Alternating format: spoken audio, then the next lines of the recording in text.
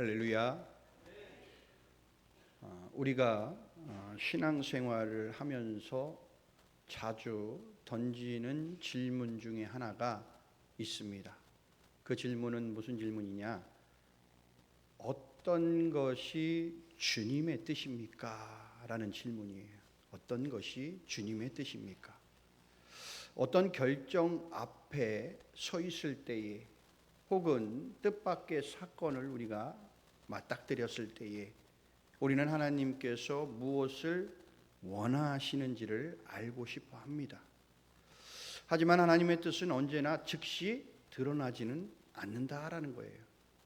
때로는 이해할 수 없는 상황들이 이어지게 되고, 또 우리가 가진 기준으로는 해석하기 어려운 일들이 펼쳐지기도 합니다.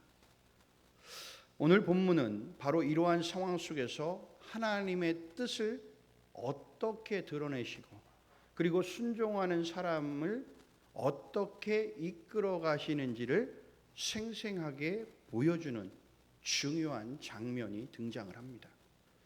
베드로는 하늘에서 내려온 이 부정한 짐승의 환상을 보았어요.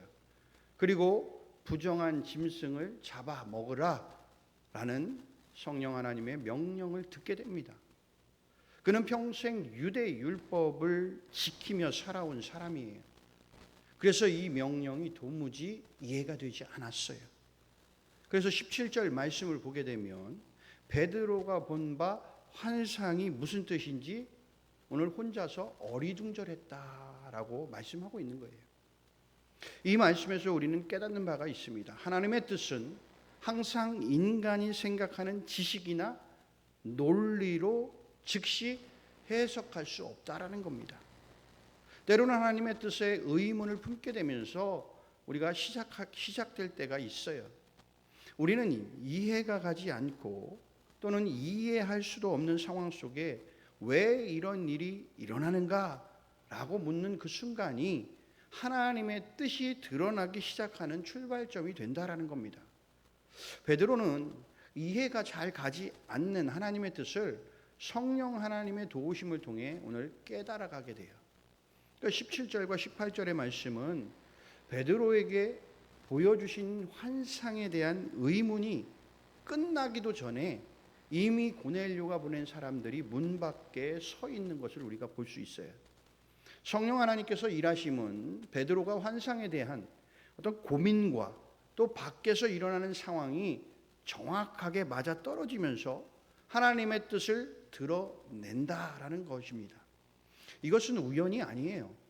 성령 하나님은 베드로의 그 내면과 또한 외부 상황을 동시에 조화롭게 만들어 가시는 분이시다라는 거예요. 우리는 흔히 하나님의 뜻을 내 마음 속에서만 찾으려고 할 때가 있어요. 그러나 성령 하나님은 때로는 사람을 보내셔서 만남을 준비하고 그 상황들을 맞추시고 또 뜻을 이룰 때를 정하시면서 믿음의 자녀들에게 하나님의 뜻을 보여주신다라는 겁니다. 지금 성도의 삶에도 하나님께서 연결해 놓으신 어떤 만남과 사건들이 있습니다. 그것들은 우연이 아니라 하나님의 뜻을 보여주는 성령 하나님의 증거다라는 거예요. 그래서 오늘 19절 20절 말씀을 보면 베드로가 환상의 뜻을 계속 생각하고 있을 때에 성령 하나님께서 직접 말씀하세요.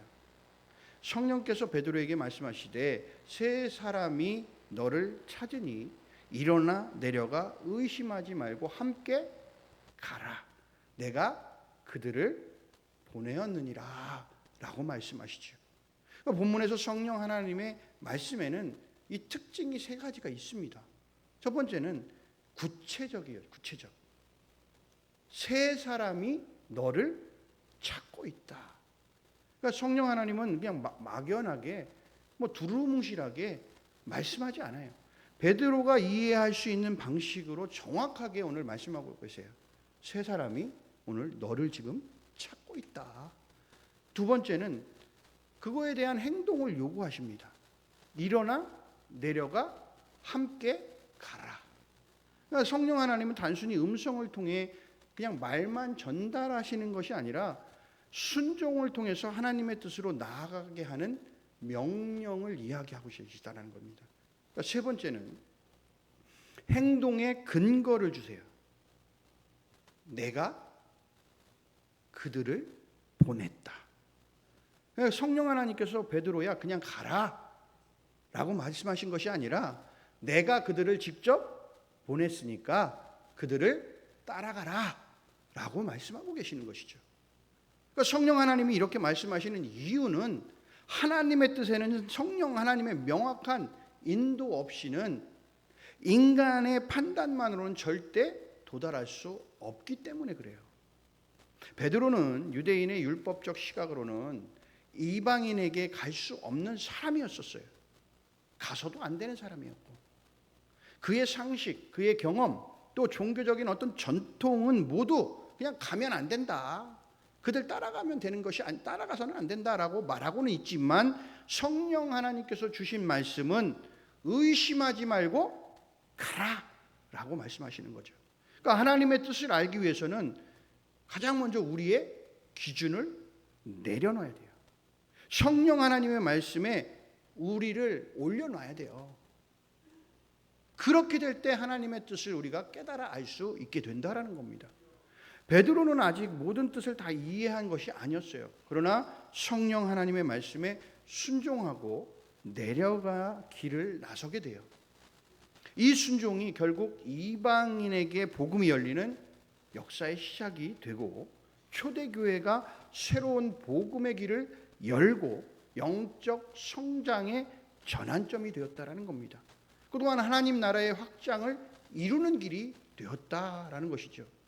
성령 하나님의 인도는 언제나 내가 가보지 않은 길이지만 반드시 하나님의 뜻을 이루는 길로 이끌어 가심을 믿고 순종의 마음으로 그 길을 걸어가야 된다라는 것입니다. 하나님께서는 모든 사람을 여러분 공평하게 보시는 분이에요. 하나님은 외모로 사람을 판단하지 않으시죠. 배경이나 때로는 혈통이나 지위나 지식이나 이런 것 기준으로 사람을 판단하지 않으신다라는 거예요. 하나님은 언제나 각 사람의 행위, 즉 그 사람이 어떠한 마음으로 어떠한 믿음으로 어떠한 선택을 하며 살아갔는지를 보시고 그대로 그것을 갚아주시는 공의의 하나님이시다라는 겁니다. 오늘 본문 21절과 쭉 23절까지 말씀을 보면 이 진리가 실제 역사 속 사건을 통해 어떻게 드러나는지를 우리에게 보여주고 있어요. 그리고 베드로와 고넬료의 모습을 통해서 우리가 어떤 삶을 살아야 하는지를 분명하게 가르쳐주고 계시다라는 겁니다. 하나님은 순종의 행위를 기억하고 반드시 갚아주신다라는 거예요. 그 베드로는 내려갑니다. 그 사람들을 보고 내가 너희가 찾는 사람인데 너희가 무슨 일로 왔냐라고 묻습니다. 그러니까 베드로는 아직 모든 것을 이해하지는 못했어요. 이방인에게 가는 것이 왜 중요한지, 왜 성령 하나님께서 보내라고 하셨는지 그 앞뒤에 대한 사건들을 다 알지 못해요. 그러나 그는 그냥 순종하는 마음으로 그 걸음을 내딛는 거예요. 하나님의 뜻이 이해돼서 순종하는 것이 아니라 하나님의 말씀에 대한 신뢰가 있기 때문에 그가 순종하며 내려간 거예요. 우리는 보통 그러잖아요. 하나님의 뜻이 이렇게 되어야 그래서 내가 그것을 이해해서 이제 순종해야지 라고 생각하지만 그렇게 순종하는 게 아니에요. 순종은 그냥 하나님이 말씀하셨으니까, 그래서 나는 하나님의 그 말씀을 신뢰하니까 이게 내 생각으로는 전혀 맞지 않아도 나는 순종하겠습니다. 이게 진짜 순종이다라는 거죠. 그러니까 하나님은 바로 이런 순종을 귀하게 여기시고 그 순종하며 나아가는 사람에게 반드시 좋은 것으로 갚아주신다라는 거예요. 그러니까 오늘 22절 말씀에서 고넬료가 자신의 이야기, 이 이야기를, 고넬료의 이야기를 오늘 찾아온 세 사람이 이야기를 해요. 거기에서 우리는 놀라운 영적 법칙을 우리가 발견하게 되죠. 그는 의로운 사람이기도 하고 하나님을 경외한 사람이기도 하고 기도하는 사람이었고 또 선행과 구제를 일삼는, 늘 그것을 자기의 일처럼 생각했던 사람, 그랬던 그 사람, 그 고넬료를 하나님이 기억하고 계신 거죠. 고넬료의 그 선행과 기도, 그의 경건한 삶은 단지 그러면 우연한 어떤 종교적인 열심이 아니에요. 하나님 앞에서 기억된 순종의 행위였다라는 겁니다. 그러니까 하나님께서는 우리가 얼마나 하나님을 경외하는지를 기억하고 계신다고요. 우리가 얼마나 선한 영향력을 끼치고 이웃을 도우며 살아가고 있는지를 하나님은 기억하신다고요. 그리고 우리가 얼마나 하나님 앞에 기도의 향기를 올려드리고 있는지를 하나님은 기억하고 계신다고요. 우리의 삶 전체를 하나님의 행위의 책에 하나님께서는 차곡차곡 기록하고 계시다라는 겁니다. 하나님은 우리가 행한 믿음의 순종을 절대 잊지 않으세요. 하나님의 때에 반드시 갚아주신다라는 겁니다. 여러분 이걸 믿으셔야 돼요. 그래서 23절 말씀 이제 봅니다. 베드로가 그들을 불러들여요. 그리고 유숙하게 합니다. 여러분 이것은 참 놀라운 일이에요.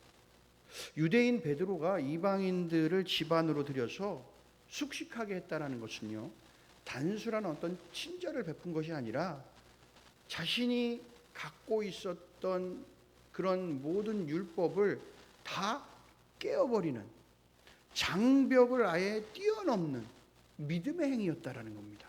그러니까 율법으로는 상상할 수 없는 일이었지만 성령 하나님의 인도하심 앞에서 베드로는 마음을 열고 행동으로 응답했다라는 겁니다.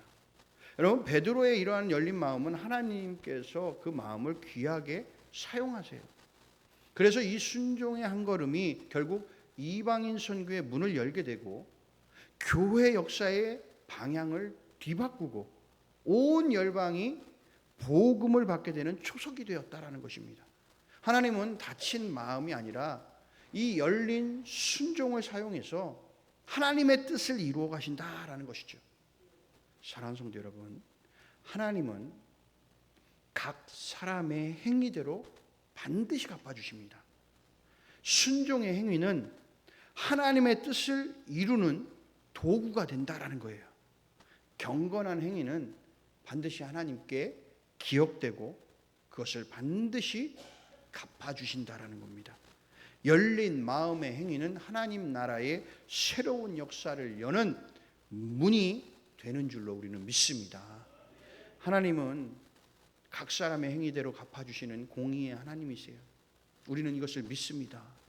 우리가 행한 작은 순종, 선한 마음, 경건한 삶은 여러분 하나님 앞에서는 절대 사라지지 않는다라는 거예요.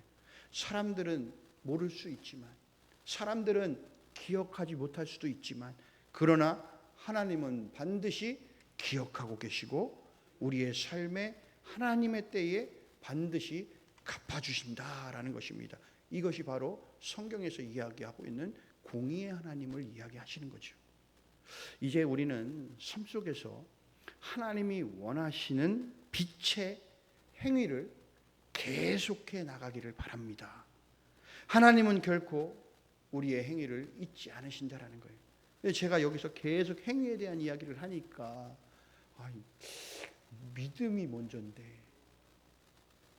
왜 자꾸 목사님은 행위를 이야기할까? 여러분들 이 행위는 믿음을 바탕으로 나오는 행위예요. 여러분 내가 예수님을 믿으니까 이와 같은 행위가 나오는 거예요. 내가 예수님을 닮아가니까, 내가 하나님 앞에 바로 서 있으니까 하나님이 원하시는 성품을 닮아 그 행위들을 이루어 나가는 거예요. 하나님을 경외하고 하나님 앞에 순종하고 내가 선한 영향력을 끼치기 위해 빛의 자녀로서의 삶을 살아가고, 내가 있는 그곳이 화목해지기를 원하고, 내가 있는 그곳이 어둠이 사라지고 빛이 그곳에 비춰지는 그런 역할을 감당하는 그러한 자녀로 살아가기 위한 바로 믿음 있는 모습이다라는 거예요.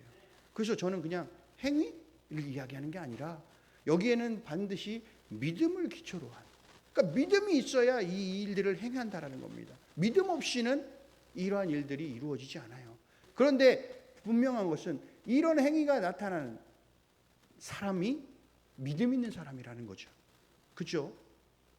믿음이 있는데 나는 믿음이 있어. 그런데 이 행위들이 나타나지 않아. 그럼 그건 믿음 있다고 말할 수 없는 거예요. 그런데 이 행위들이 나타날 때 그 사람은 믿음 있는 자로 반드시 보여지게 된다는 겁니다. 그래서 믿음은 보이지 않는 게 아니라 보인다라는 겁니다. 자, 우리는 이제 하나님께서 반드시 우리의 모든 것들을 기억하고 계시기에 우리는 믿음의 행위들을 잊지 않고 늘 그것을 기억하며 다 주님이 원하시는 뜻에 맞추어 이루어 나가야 한다라는 겁니다. 그러면 반드시 하나님은 풍성한 것들로 아름답게 우리의 삶에 열매 맺게 해 주시리라 믿습니다. 이와 같은 삶을 저와 여러분이 살아갈 수 있기를 간절히 소원합니다. 그래서 우리 교회가 아름다운 열매들이 매일 삶에서 맺어지고 그를 통해서 하나님의 나라가 확장되어져 가고 많은 믿지 않는 자들이 이 모습을 바라다 보면서 아, 저것이 진짜 천국의 모습이구나 라는 것을 발견하게 되고 그것을 통해서 그들이 주님께로 돌아오게 되는 믿음의 수가 더해지는 놀라운 부흥의 역사가 나타나리라 믿습니다. 이 자리에 우리 모두가 하나님 앞에 귀히 쓰임받는 귀한 일꾼들이 되어지기를 주님의 이름으로 간절히 소원합니다.